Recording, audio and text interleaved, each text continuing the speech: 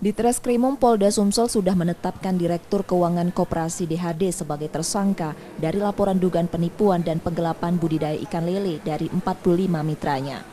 Menurut keterangan Ketua Tim Khusus yang menangani kasus ini, Kompol Mas Noni, penetapan tersangka karena sudah ada kerugian bahkan satu mitra mencapai 5 miliar rupiah dan kemungkinan masih terdapat tersangka baru dari kasus ini. Laporan mitra yang diproses, mereka yang belum sama sekali menerima keuntungan yang dijanjikan. Mereka berasal dari sejumlah wilayah di Sumbaksel, yakni Jambi, Lampung, dan Bengkulu.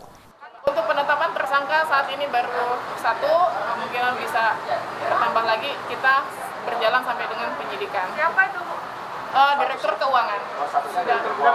Direktur Keuangan daripada PT DHD. Kemarin kita melakukan polis line di PT DHD kaitan dengan masalah PT DHD yang dilaporkan oleh korban Haji Mustar, di mana kita mau melakukan penyitaan daripada dokumen-dokumen yang ada dari kantor PT DHD.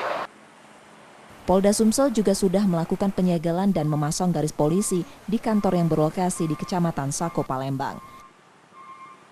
Reski Oktora, Muklas Diferensial, Kompas TV, Palembang.